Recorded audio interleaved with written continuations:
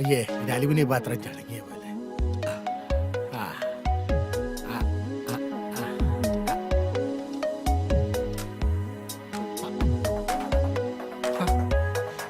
ഇതേതാടാ നല്ലോ ഇതാരാടോ? നോക്കട്ടെ. ആ, ഇത് ഇവളാണ് പാപ്പച്ചായ, അംബിക. ആഹാ. ഞാൻ വിചാരിച്ചതിനെ തന്നെ പാപ്പച്ചായ സെലക്ട് ചെയ്തു. ഇവളുടെ ഭർത്താവൻ ഗൾഫിലാ. ആഹാ. വീട്ടിൽ അടയിരുന്ന് മടുത്തു. ആ. ഞാൻ നേരത്തെ മുതലേ പാപ്പച്ചായന് വേണ്ടി കണ്ടുവച്ചിരുന്നതാ. ആഹാ.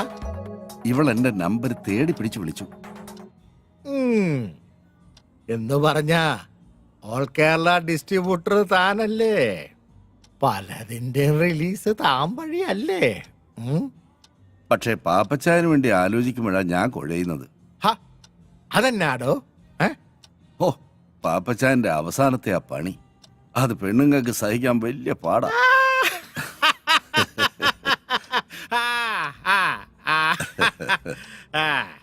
ഒരുമാതിരി അവളുമാര് സഹിക്കുകയല്ല. അതിനെയല്ല അവളുമാര് പരിഭവം പറയും. ചിലർ എന്നോട് കംപ്ലൈന്റ് പറയുകയും ചെയ്യും. എന്നായാലും എന്താടോ കാശല്യോ കൊടുക്കുന്നേ? പിന്നെ ഇവള് മതി ഒരു 4 ദിവസത്തേക്ക്. ഓ, 4 ദിവസത്തേക്കോ? ആ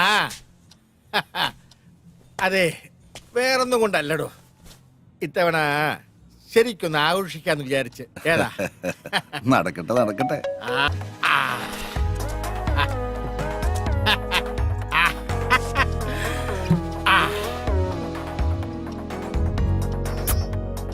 ഓ എടി അമ്പി, ഈ പോരെ, വാ ഇതേലൊരെണ്ണം പിടിപ്പീരേ. എനിക്ക് വേണ്ട പാപ്പച്ചായ. വാടി. എന്നിട്ട് മൊത്തം മ്ലാനതാ. ഏയ് ഒന്നുമില്ല. വേണ്ടേ?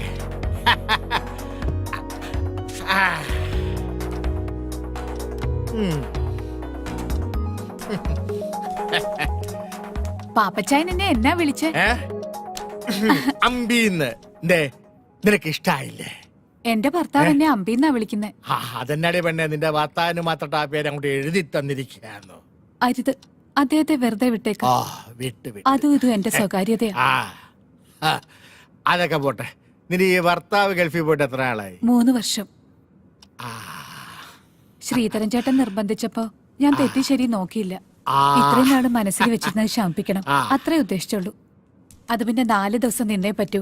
എല്ലാം ഭദ്രമായിരിക്കുമെന്ന് ശ്രീധരൻ ചേട്ടൻ എന്നോട് പറഞ്ഞപ്പോ ചില ദിവസങ്ങളിൽ മടുപ്പ് അനുഭവിക്കുമ്പോ എന്റെ കൂട്ടുകാരിയുടെ വീട്ടിൽ പോയി നിൽക്കാറുണ്ട്. അങ്ങനെ ഒരു കള്ള എന്റെ ഭർത്താവിന്റെ അമ്മയോട് പറഞ്ഞു.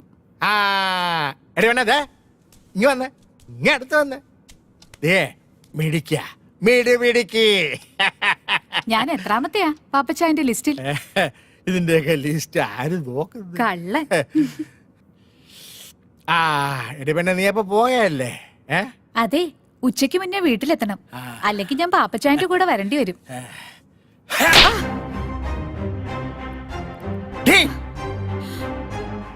ഇനി ആരുടെയും കൂടെ പോകരുത്. പക്ഷേ ഞാൻ വിളിക്കുമ്പോ വന്നേക്കണം.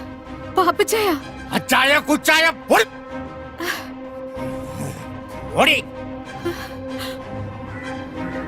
രാജേഷേ, ആ പാലാ പാപ്പച്ചന്റെ റൂമിലേക്ക് ഒരു ഫിഷ് കറി മീൽസ് വേഗം കൊടുത്തരെ.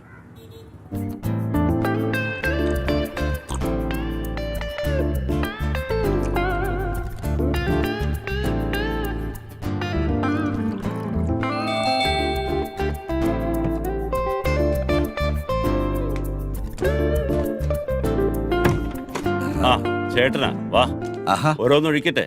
തുടങ്ങിയോ? ഇരിക്കെ.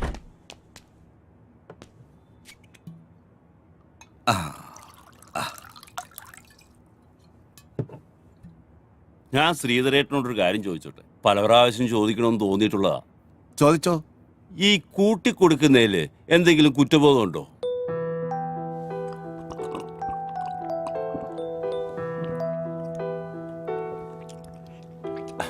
അല്ല, ഞാൻ ചോദിച്ചെന്നേ ഉള്ളൂ. ഇല്ല, ഒരു കുറ്റബോധവും ഇല്ല. ജീവിക്കണം, കൂടെയുള്ളവരെ ജീവിപ്പിക്കണം. എന്റെ മോടെ പഠിപ്പ് മുടങ്ങരുത്. അങ്ങനെ ചിന്തിച്ചാൽ എവിടാ കുറ്റബോധം?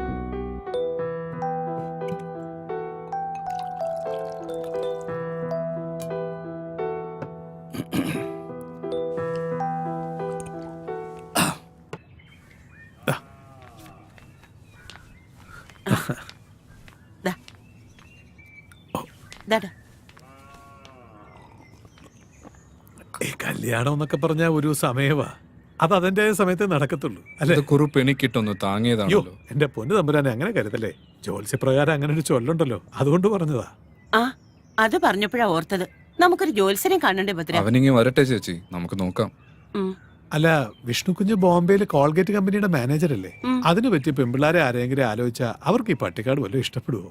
എന്റെ തമ്പുരാനെ, ഈ ഇല്ലൊക്കെ അങ്ങോട്ട് വിറ്റിട്ട് വല്ല ടൗണിലും പോയി നല്ല വീടെടുത്ത് അങ്ങോട്ട് താമസിക്കും. എടോ എനിക്ക് ഇതൊക്കെ മതിയടോ. അയ്യോ, അവന്റെ കാര്യമല്ലേ, അവൻ വരട്ടെ നോക്കാം. ആ എന്നാ പിന്നെ ഞാനങ്ങോട്ട്. ഉം. ശരി.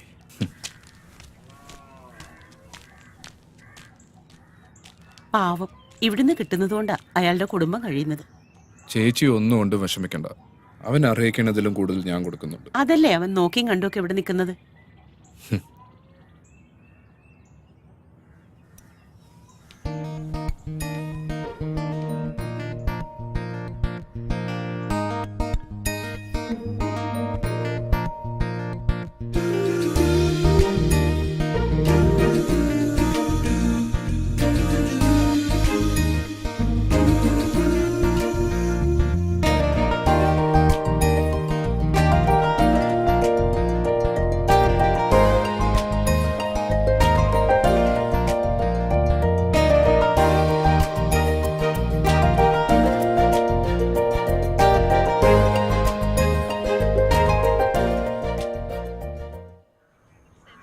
എന്താ സീതര പ്രോഗ്രാം?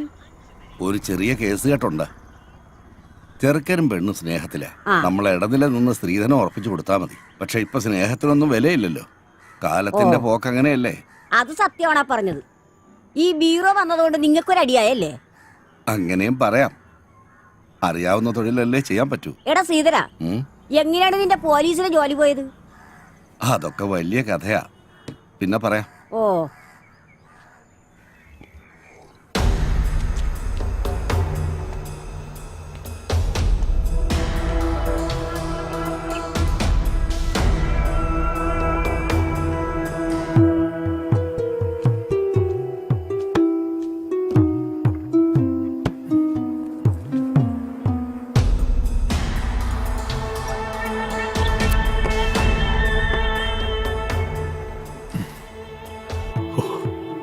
എന്റെ ഭഗവാനെ, ഈ ഇല്ലത്തിന് പുറകിലുള്ള ഈ നിലവറയും ഈ കടലുമാണ് എന്റെ ഐശ്വര്യം.